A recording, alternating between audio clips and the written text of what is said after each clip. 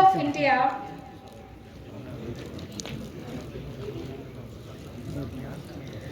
I would like to. Sir अगर आप अतिथि देवो भव बोले या करदाता देवो बोले अपलार्थिक देवो भव बोले जैसे भी बोलते हैं सर टैक्स पेयर का रिलीफ तो होना चाहिए सर कहीं भी ये थोड़ा लॉ का अमेंडमेंट्स आना चाहिए एंड इतना जस्टिस सिस्टम में डिले नहीं होना चाहिए। देखिए ना आप 8 साल में ट्रिब्यूनल अभी तक फंक्शनल नहीं है, टेंशन तो रहेगा ही ना, जो टैक्स पेयर का टेंशन रहेगा कि हमारा केस कैसा चलेगा किसको मालूम नहीं पड़ेगा।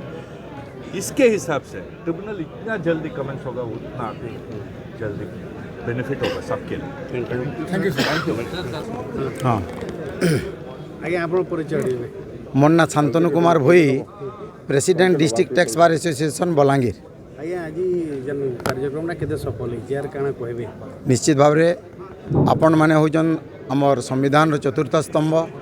आपण मानकर जहाँ देखले निश्चित भाव रे आपण माने बुझी पारिथिबे जे ई जन पश्चिम ओडिशार माने पूरा कन्नर रे थिबार बलांगीर आज तार माइलकुंड पूरा पार करी जाइछे एवं मुई बहुत खुशी जे आज आमे पूर्ण मात्रा रे सफलतार सहित प्रथम इनागुराल सेशन सरीचे।